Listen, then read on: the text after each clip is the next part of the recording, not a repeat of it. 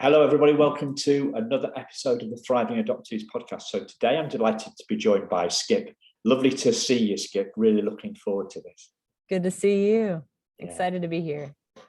So we had Skip works with Herbie, and Herbie was had a great conversation with him. So I'm going to put a link in the show notes. So you can check out Herbie's interview. So Skip works with Herbie at Lifeline, and Herbie said, "You've got to get Skip on the show." So here we are. We're looking forward to this because he's such an inspirational guy to work with, and it's good news all around because you've just shared that you've just found out you're pregnant with Yeah. The reveal party. Yes, it was a blast. It's a blast. So it's going to be a little boy. So congratulations again. So thank you. Herbie said she's got a great story. So we've just been discussing about what we should talk about. So our aim with the Thriving Adoptees podcast is kind of the inspirational story and the empowering learnings. And so Skip said, "Well, what do you want me to talk about? It's a long story." I said, "Well, if you think about the kind of the learnings that you'd most like to share with the adoptees and adopted parents listening, and then kind of work back and talk about the story that will kind of lead into that learning." Because for me, the things that have most helped me in my life and my adoption stuff is when my perspective has shifted. So what we want to do, and what we're always trying to do with the Thriving Adoptees podcast, is bring new perspectives to you, the listener, in the hope that might shift some perspectives for you, and you and your family's life will be better. So does that all make sense, Skip? It does. Yeah. So please, could you share a little bit of your story? Yeah. So I am one of 11 kids. So my family's been quite impacted by adoption and by foster care here in the US. So 8 of my siblings are adopted. And so my life has been so impacted by the adoption process and by the adoption journey. And I feel like kind of a unique perspective that I have is that of a sibling. And I think as parents think about pursuing adoption, or, they're nervous if they have biological kids about what will this do for, the kids that are already in my home. And so I kind of have a unique perspective, and, I currently work in orphan care ministry here in the US. And so clearly I've been impacted in a positive way. But a little bit about my background, just so you have an idea, is I was born, and the day after I was born, my mom actually passed away. And so I am also an orphan. My dad's still alive, but, a single orphan who lost my mom. And so when I was 5 years old, my dad got remarried, and they have 2 biological kids.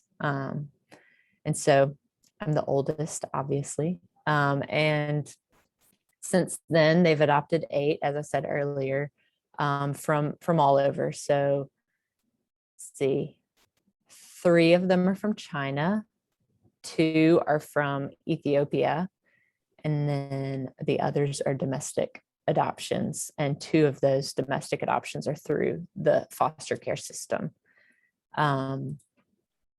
So yeah, that's a little bit about my background. Wow. So yeah, your mum died the day after you were born. Wow. Yeah, that's been, an interesting experience of, how do you grieve for somebody that you never knew? And I'm sure that you, as as an adoptee, have had a similar experience. But yeah,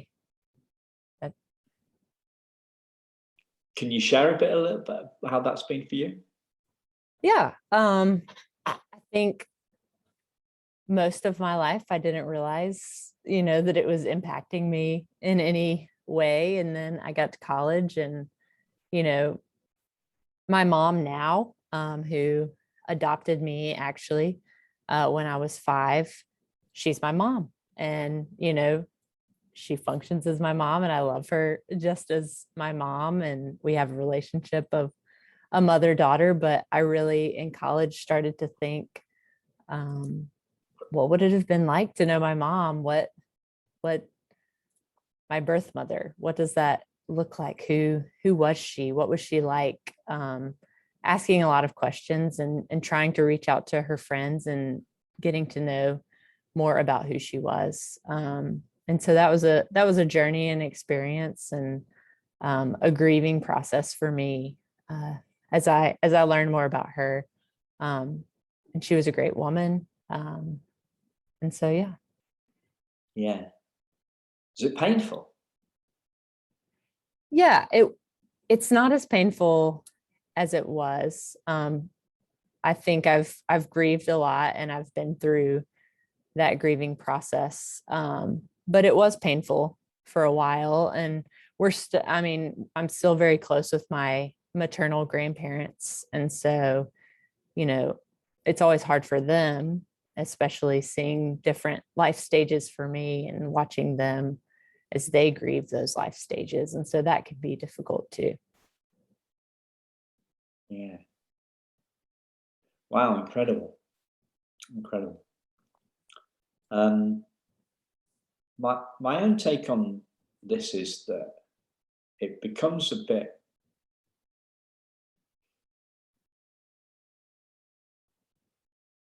well, I call it the trauma ball. That's what my experience was like.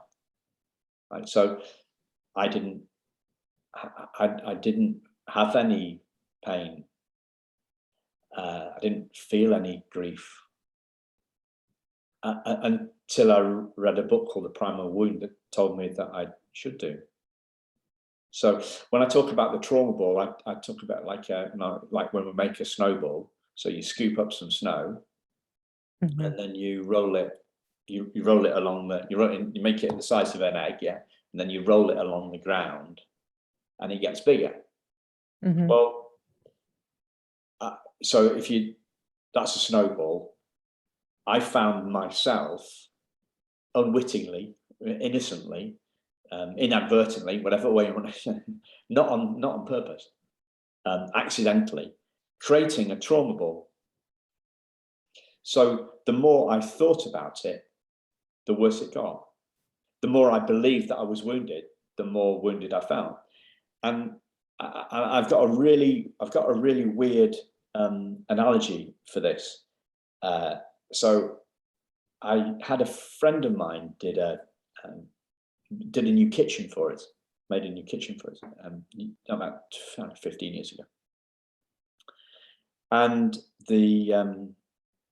I gave him a budget, and then my wife kind of like spent that and 150% again. And I was a little bit cheesed off about this, right? Mhm. And I said to the guy, "Can you do anything about it?" He said, "Well, that's the cost." I said, "Well, that's fair. That's fair. I'm not trying to say that it's not worth it. I'm just saying that I gave my wife the budget of this, and if I'd known it was that, then I probably wouldn't have gone with you. I'd have gone with a different alternative." But he Mhm. kind of took it a bit personally, and then a few years later, I was talking to him about it, and I made a joke about it, and he got really upset, and then I. And then, so I apologized, and then I apologized the next day. I sent a text or a voicemail to apologize. And then when I spoke to him the following a couple of months later, he said, "The more I thought about it, the worse it got." Hmm. And it's like, does that make any sense? It's like, that's how adoption felt for me. Like I didn't feel that I was grieving. I didn't feel like I was wounded until somebody told me that I was wounded. And then I rolled the trauma ball, or the more I thought about it, the worse it gets. Does that make any sense? Or?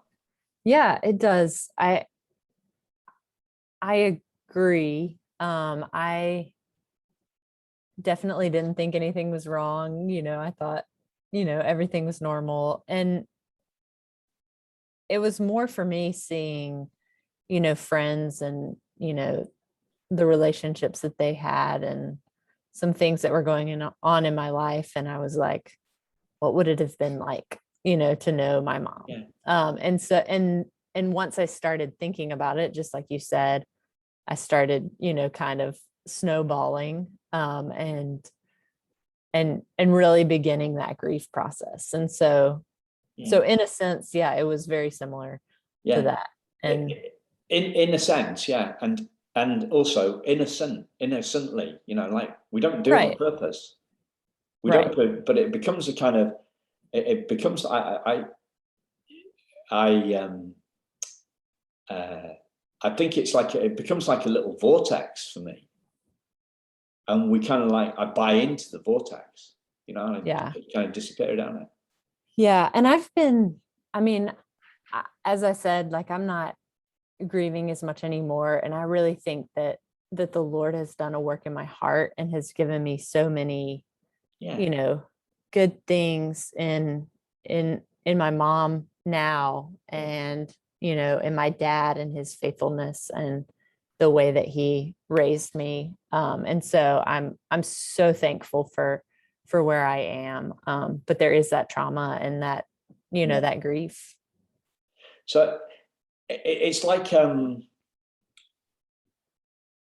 it's like we go down like a rabbit hole, Mhm. and then we get pulled back towards the light. Yeah. So the further we go down, the further we go down the vortex or the rabbit hole, the darker it gets. And then we come back up to the top again. We turn round, and Right. a lot of people don't turn round. Right. Exactly. So And for me, that is, yeah, the light yeah, is, so this is a I've really been brought out of that. yeah. So that for you, this is a God thing. It's the Oh God thing. yeah, Yeah. exactly. And yeah, so what brought me to the light, turned around into the light, was a kind of a God thing, but more of a spiritual kind of spiritual thing rather than religious thing. I read something over the weekend. A quarter of Americans see themselves as spiritual, but not religious now, something like that. So Mhm. what I mean, like, we believe there's something else in charge, Right. and it's, so I can see, like, a similarity between the kind of how your faith has helped you, and Right. how my faith has helped me. It's not a religious faith, but it's like more of a spiritual thing. And yeah, we talk. There's so much in the adoption world. It's all about psychology, isn't it? Hmm. It's all about psychology and trauma, and very little about the deeper stuff, before psychology, uh, Sure. beyond psychology. Psychology apparently used to include the kind of, it had a spiritual aspect to it, but then it got shifted somewhere along the line to kind of behavior type thing, and then that didn't quite work, so they shifted it to kind of like emotional stuff. And but before, feelings weren't really talked about apparently until like the 50s and 60s and stuff. And then, Hmm. so for me, like, we're we're all lost in thought, aren't we? To a lesser or greater degree, we're lost in our trauma. Well, what's the thing that's lost? It's kind of like who we are. We lose ourselves, not our selves like our ego self, but the true self. Yeah, like, somebody said to me, ego, a few years ago. I thought it was lovely. I thought it stood for, ego stands for Earth Guide Only. Earth guide only. Yeah, thought that was great. So what role does faith have for you in this? Yeah, I mean, I think for me, it explains everything, and has also brought me out of this, because for me, Jesus, I believe that Jesus is my savior, and that he endured a trauma that I can't imagine, and knowing that he's experienced that in the same way, in a even greater way than I've experienced it, that I can now, have hope in him, and that he understands what's going on. And then, adoption wise, you see that in the scriptures all over the place. And it's that Christ adopted us as heirs. And so it kind of gives me a picture of, in my earthly life,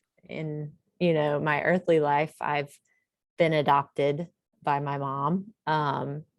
But not only in my earthly life, now in my spiritual life, I've been adopted into the family of God. And so that's been a huge impact for me, and has really made my faith real in ways that I think others, may not be able to experience as fully. Yeah. So are you saying that the stuff that you went through at college led this to happen? Is that what you're saying? Yes. Yeah.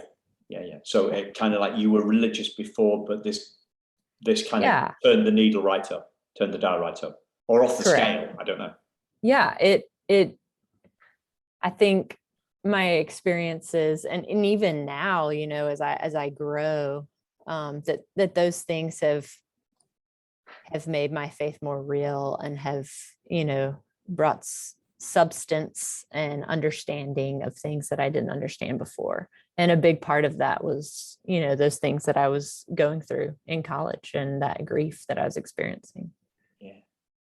Wow. The key word for me there that I wanted to mention was the word experience. Because you talked about experience, you talked about understanding. And I think that in most Western conversations, when we think about understanding, we're talking about kind of like an intellectual yes, no. Right. Yeah, like a 1 or a 0 in computer terms. It's a 1 or a 0. It's a binary. It's in the head. It's like yes, no. Yeah, of course. Well, yeah, of course. And it's a binary. Whereas something like what we're talking about, what it sounds like you're talking about here, is a deeper understanding, an understanding that is experienced, that is kind of embodied. Like we talk about the word, people use this word, an embodied understanding. So you're talking about something that's far more profound than an idea like, oh yeah, I woke up one morning, oh yeah, Jesus is my savior. That's it. Do you know what I mean? It's not. It's right. It sounds even stupid as I say that, doesn't it? Do you know what I mean? Right. And you can say like, oh yeah, I believe this, which I'm like, you may believe that, and that's great. But when you experience something, when something happens in your life, and you have this, experience where you can really point back to what happened, it's so much deeper than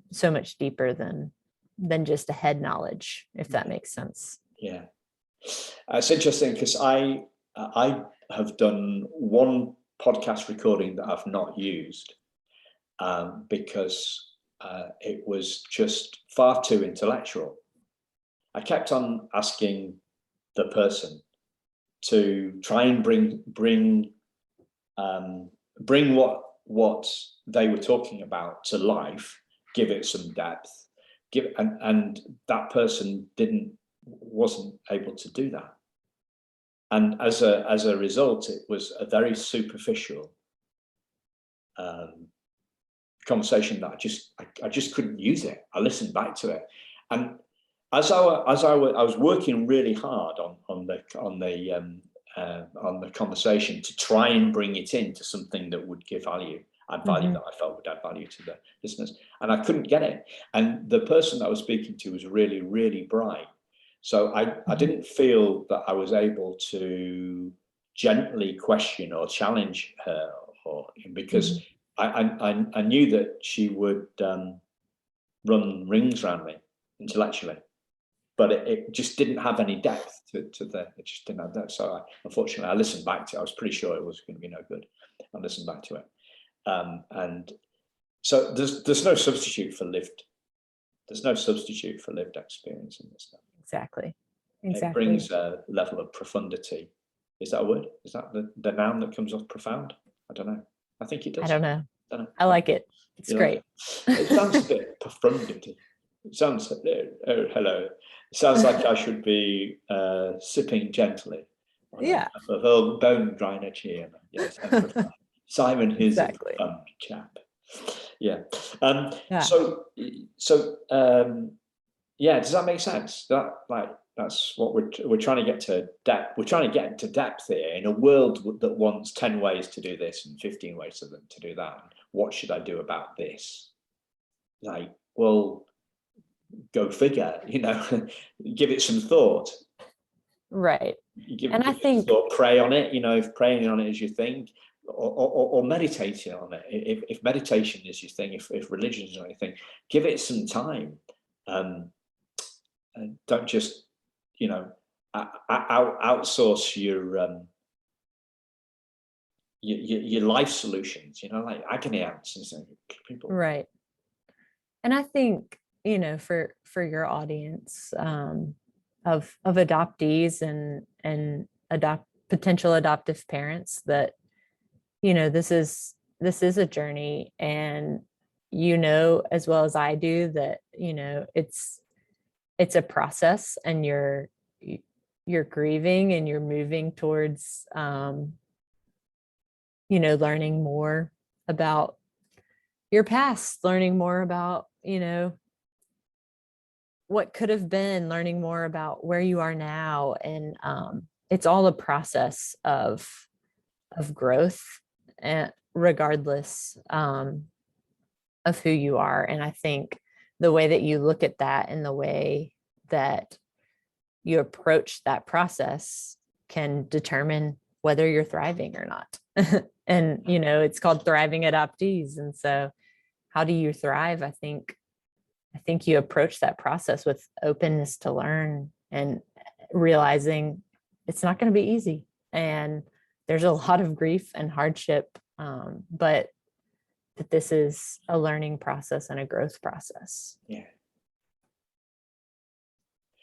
The grief and the trauma thing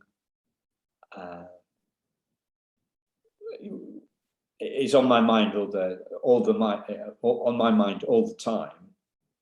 Not because I'm trying to figure ways. We live in this. I talk to a lot of people about this. I mentioned this a lot. That I think that we've become trauma obsessed, and I think we should be hope obsessed. Or if we're religious, we should be faith obsessed, or God obsessed, or whatever we call it. We should be focusing on the light. We should be focusing on the light rather than darkness, because what we focus on gets bigger. So if we are focused, and that sounds like, it sounds great. It sounds great to me, but I don't know whether it makes sense to anybody. For me, the key thing is that we are not our grief. It's that we are not our grief. We are not our trauma. So right. If there is hope, and there is that. There is hope because of that. So if we I don't know, would you say children of God? If we're children of God, right? If that's who we are, we're children of God going through trauma, or we're children of God going through grief. But the hope is in the fact that we're children of God, and that we're going through it. And and people say, don't they? If you're going through if you're going through hell, keep going, because it's not who we are. If we're going through trauma, going through grief, and for me that, and that's why it fades. Right.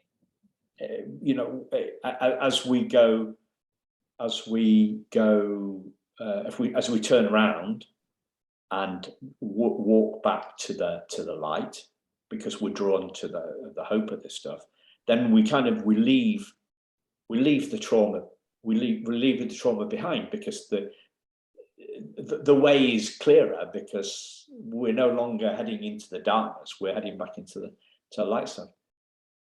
But it seems great to me, but I think of all this really hardcore trauma training that I've listened to, and you think, oh, well, yeah, this is, we really need to understand it. But do we? I mean, isn't it about hope? Isn't it about being hope obsessed and focused on the growth, focused on the curiosity, and the grief? We leave the grief and the trauma in our wake. Isn't that what more it's about? Or am I just?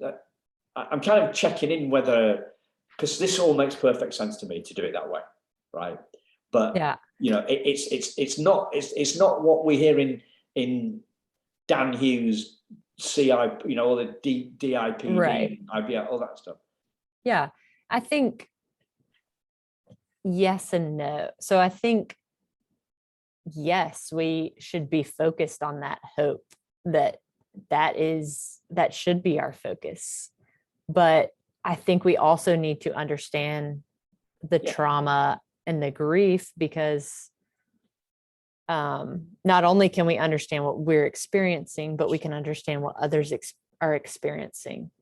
And so if we can understand what others are experiencing, then we can help point them towards the hope, with the understanding of this is their trauma and grief. And so how can we move forward with that? And so I think there's value to understanding it, but I completely agree that the hope is what you should be focused on. That is the end goal, and that is what should define you, is that hope. And in my case, that's the gospel. But understanding that trauma can give you a good idea of, okay, how can we look out of this trauma towards that hope?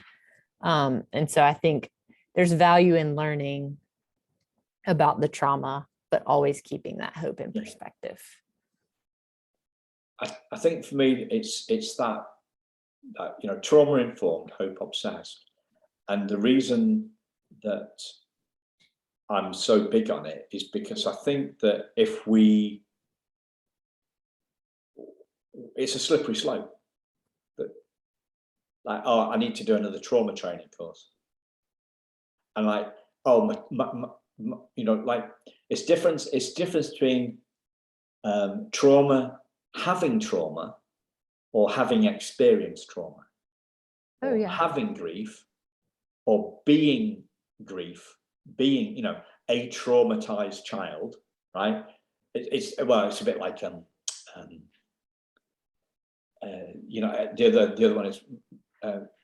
other one is an alcoholic or alcoholism, right? So if we identify with it, if we say Simon is traumatized, Right. Simon is traumatized, then and you're thinking you're going to be looking for what's wrong with Simon. Right. That shouldn't define who you are. No, that isn't who you are. Simon has been through trauma. Right. Exactly. If you think I have,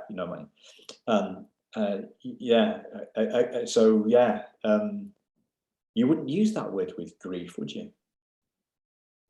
We wouldn't use that. You say, I'm grieving.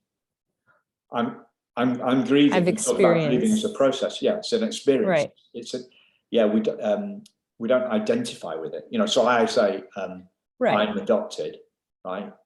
I was adopted, or I'm an adoptee. I use the word I'm adoptee, but I only use that because it's quicker to say that. Right. Thriving adoptees, thriving adopted children. Well, no, that's a little bit narrow, and you know what I mean. But yeah, what we identify with, I think, if we, you know, what I was talking to somebody about this last night. What's the difference between wounded and broken, right?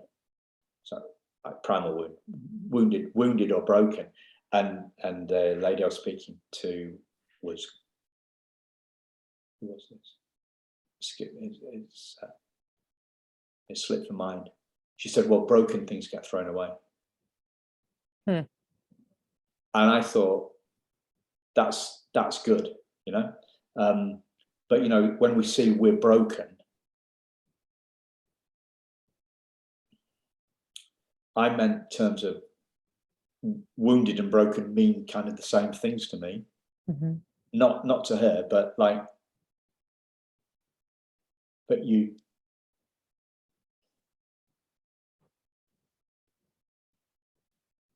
can't break spirit, can you? You can lose faith, but you can't break faith. Do you see what I mean? You can't wound faith. You can lose it. You can lose sight of it. Yeah. You can struggle in your faith. You can, yeah, you know, you can lose sight of that hope and, you know, go down the rabbit hole, as you said, but you can't break. Once you're a child of God, you're a child of God, and, you know, you can't lose that. Yeah. So what incredible as one of 11 kids. So how old is your youngest sibling? Yeah. My youngest sibling is 2. Oh wow, okay. Yeah, so very young. But I'm the oldest. My next oldest sibling is 5 years younger than me. Yeah. Just because of, you know, my family situation, but it's been fun. Yeah. So what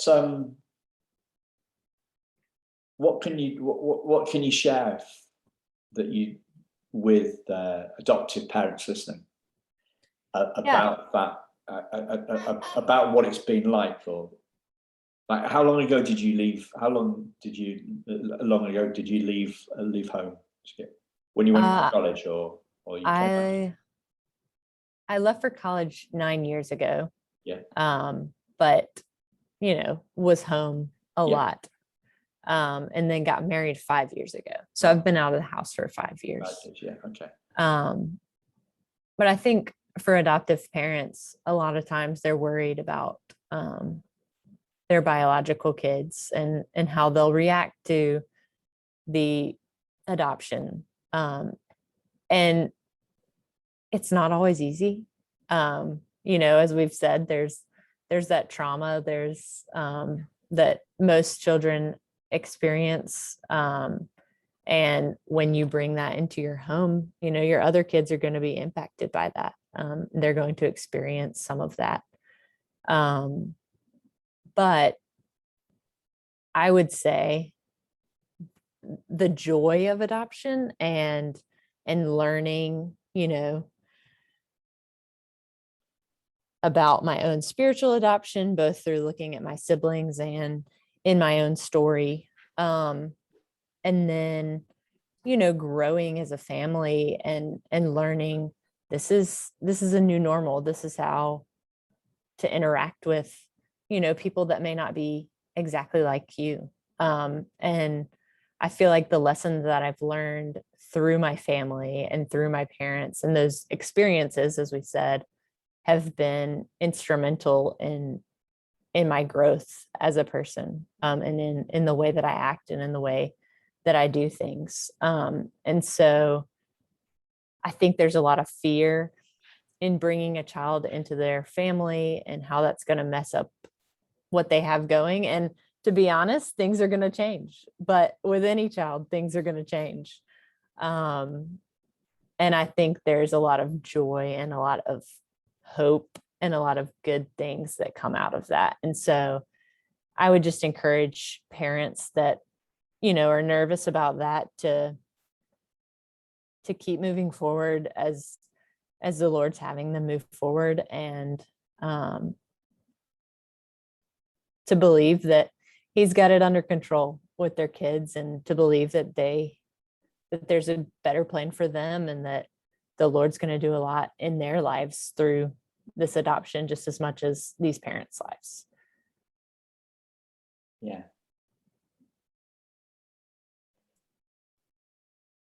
So when there's 11 you or 13 of you on the move, it must be some. Oh yeah, we got a whole bus. We load up in there, and there's never a dull moment. It's always a blast. Yeah. And yeah, we were there. As I told you, we were there for our gender reveal party yesterday, and all the kids, running around. They were making their guess of if it was a boy or a girl, and just always crazy, but so fun. So fun. Yeah.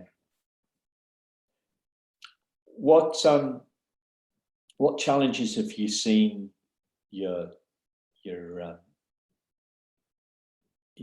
parents go through with this, with the tribe? Yeah, I think there have been a lot of things, and probably things that I haven't seen myself. But watching your child struggle through their trauma, and encouraging them to remain hopeful, to look towards Christ. And I mean, I don't think it's ever easy to see your child go through something difficult, and watching them help my siblings and myself through those times of processing, and those times of processing grief and trauma. I know that that's tough for them, because they don't want their kids to hurt. They don't want their kids to suffer. And they want to care for them well, and to point them towards that hope. And so I feel like that's probably been the most difficult things for them, is watching their kids struggle. And I'm guessing that they've lent on their faith for this. Yeah. Oh yes, very much so. And to what extent do they bring that to the fore with the kids? I mean, it's part of our family. It's part of the culture of our family. And, they believe, and I believe, that our hope is in Christ, and they want all of their children to have that same hope, and to have that same faith. And so it's part of the family, it's part of the culture, and they're going to train up because they believe that's where we find our hope. And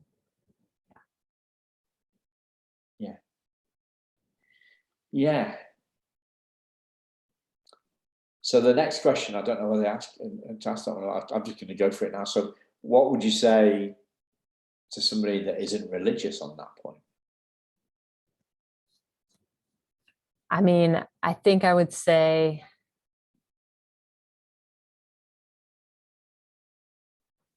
that we all need hope, that we all need to hope in something. And I believe that we can't trust in ourselves, and we can't trust in what we can do, because we're imperfect. And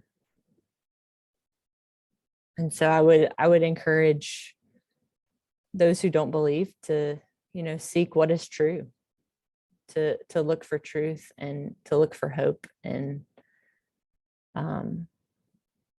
to instill those things in their kids. Yeah.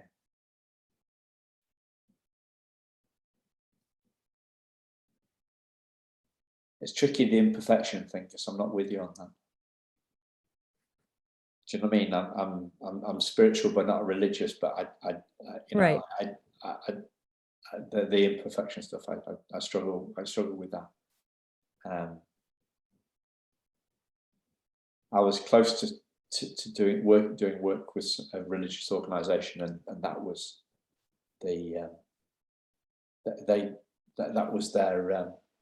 They decided they didn't want to work with me because of that, because I was on the perfection stuff, so they were imperfect. So I struggle with that. So the hope thing is, for me, I use this. This is for the non-religious listeners, right?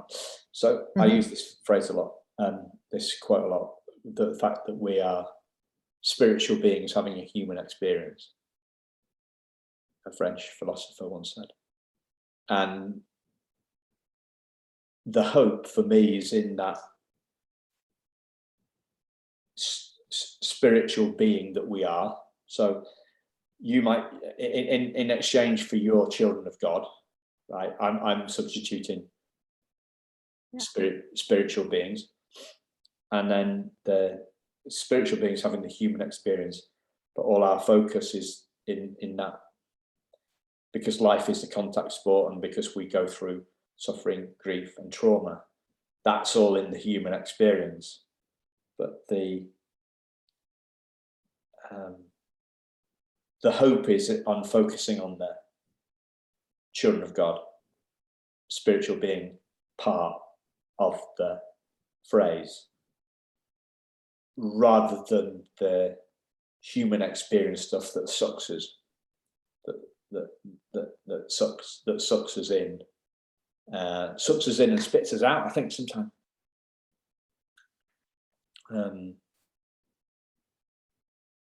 Because obviously nobody wants their, as you say, nobody wants their kids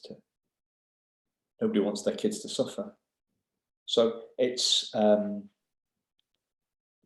I think if we look for ways to, encourage our kids, and how can we serve them and care for them well, so that maybe we can be there in the midst of their suffering, because they're going to suffer, they're going to struggle, but how can we be an encouragement and a resource and a trusted source to them, to be that encouragement in the times when they feel like they don't have hope. How can we continue to show that hope to them? Yeah. And the hope comes, I think the word encouragement, I think it's Latin, and cœur is French for heart. COEUR, and then obviously encouragement, as in courage, courageous, is all about our heart. So it's all about again, we're talking about, in a world that's kind of obsessed with the psychological, what's going on in the head, we're focusing on what's going on in the heart with encouragement. And the other thing for me on this is that no amount of fear is actually going to make the situation any better. So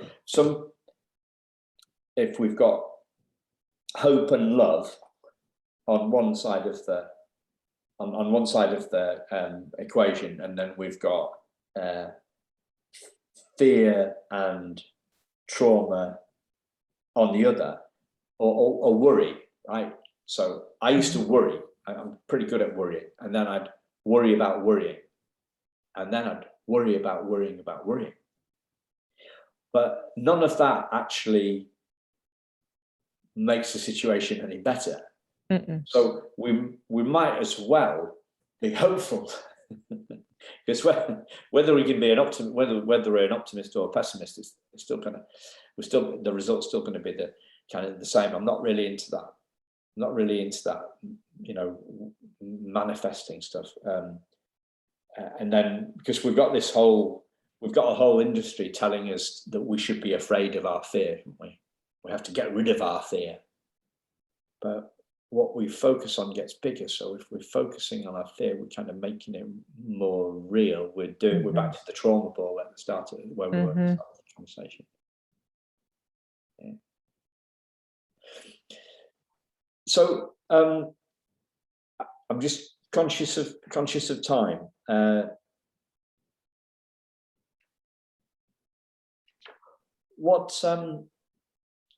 We haven't touched on any of the kind of the transracial stuff, because I know that adds a layer of complexity. As a white guy who was adopted by white parents, I don't have a handle on that transracial adoption piece. Oh, a lived experience of it anyway. Right. Is there anything there that you've seen that you'd like to share?